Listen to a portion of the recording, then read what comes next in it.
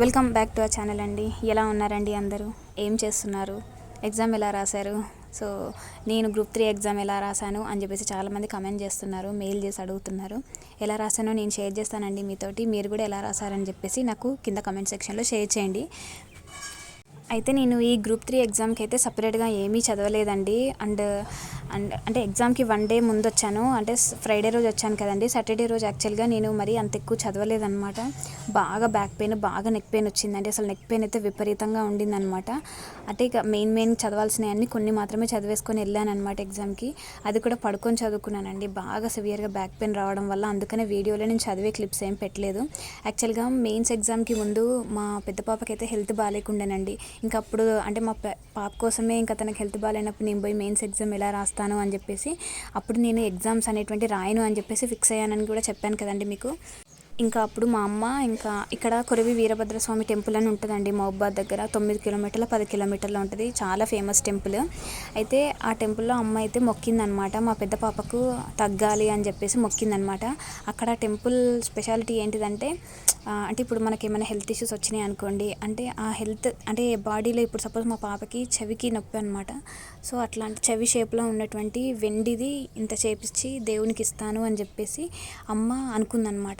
So అదే ఇంకా అమ్మ చేయించి పెట్టింది. ఇంకా నేను వచ్చిన నెక్స్ట్ డేనే శనివారం రోజే ఇంకా అమ్మ టెంపుల్కి వెళ్ళి బిడ్డ దేవునికి మొక్కుకున్నాను కదా మళ్ళీ అని చెప్పేసి అంటే ఇంకా సాటర్డే రోజే ఇంకా వెళ్ళామన్నమాట. పిల్లలిద్దరిని తీసుకొని టెంపుల్కి వెళ్ళాము. తమ్ముడు తీసుకెళ్ళాడనమాట. ఇంకా ఫస్ట్ అయితే నాకు అంటే దేవుడు నాకు ఆ టైంలో నా పెద్ద పాపకు కనుక హెల్త్ సెట్ చేయకపోయి ఉంటే నేను మెయిన్స్ ఎగ్జామ్ రాసేదాన్ని కాదండి. సో అందుకని రాగానే వెంటనే వెళ్ళిపోయాను అనమాట. అండ్ దట్టు కార్తీక మాసంలో ఇంకా శనివారం వెళ్ళాల్సి వచ్చింది. మళ్ళీ సోమవారం కూడా మనకు ఎగ్జామ్ ఉంది కదండి. అండ్ మంగళవారం వెళ్ళలేని పరిస్థితి.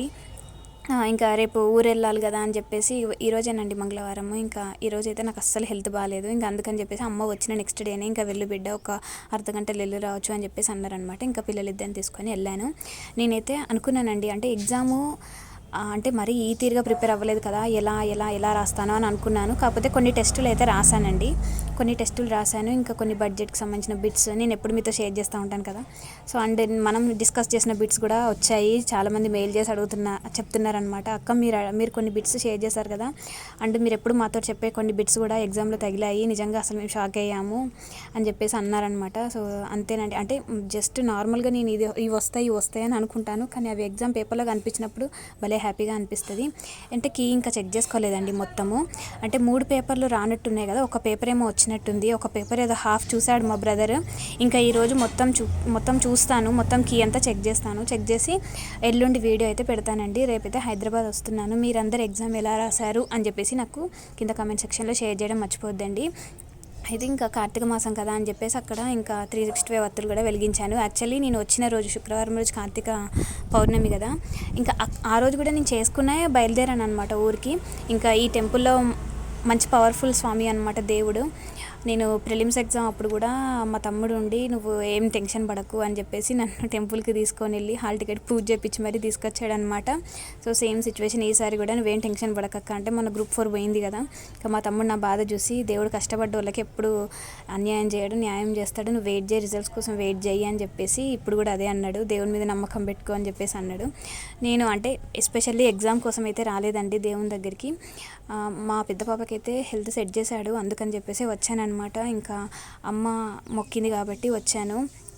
Thanks to God. లేకపోతే పిల్లలకి ఏమైనా కొంచెం హెల్త్ ఇష్యూ వచ్చినా కూడా నేనైతే ఎగ్జామ్కి ప్రిపేర్ ఎట్లా అవుతామండి, ఒక మదర్గా ఎంత బాధ అనుభవిస్తాం.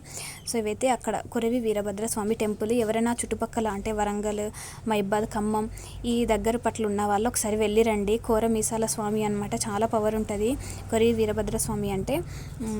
ఇంకా ఎగ్జామ్ అయితే 3 పేపర్లు కదండి. 3 పేపర్లలో నేను అంటే ఫస్ట్ పేపర్లో యాప్టిట్యూడ్ ఉంటుంది కదా, అదైతే బాగానే చేశానండి. అంటే నాకు ఈసారి ఏంటో కానీ నాకు టైం సరిపోయిందండి. ఎప్పుడు నాకు పేపర్ లాస్ట్ మినిట్ వరకు నేను బబుల్ చేస్తూనే ఉంటాను. ఈసారి నాకు టైం సరిపోయింది, అదే ఆశ్చర్యం అవుతుంది. అండ్ అంటే ఎక్కువసేపు కూడా కూర్చోలేకపోయాను, 3 అవర్స్. నా రూమ్లో అంటే నేను ఎగ్జామ్ రాసిన నా రూమ్లో పడ్డ వాళ్ళకి తెలుసు. ఇంకా అంటే ఫాస్ట్గా బబుల్ చేశాను. ఎప్పుడు మొత్తం అన్నీ చేసిన తర్వాత బబుల్ చేసేదాన్ని. ఈసారి అయితే అట్లా కాదు, ఏ క్వశ్చన్ అక్కడికి సాల్వ్ చేసి బబుల్ అయితే చేశాను. చూడాలండి అంటే గ్రూప్ 3 ఎగ్జామ్ రిజల్ట్స్ ఎట్లా వస్తాయేమో కానీ ఇంకా దేని గురించి ఆలోచించట్లేను, రిజల్ట్స్ గురించి అయితే ఆలోచించట్లేనండి.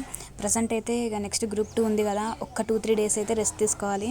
మా హస్బెండ్ అయితే మొత్తానికే వద్దని అన్నారు. అసలు చాలా అంటే చాలా హెల్త్ ఇష్యూస్ ఫేస్ చేస్తున్నావు నువ్వు, వద్దు అని అన్నారు. కానీ చూడాలి, అంటే నా సైడ్ నుంచి నేనైతే ప్రయత్నం ఎప్పుడు ఆపను, ట్రై చేస్తూనే ఉంటాను. కాకపోతే హెల్త్ని చూసుకుంటా ట్రై చేయండి. నా సైడ్ నుంచి నేను చెప్పేది ఇదే, హెల్త్ పోతే మళ్ళీ రాదు, ముఖ్యంగా మదర్స్.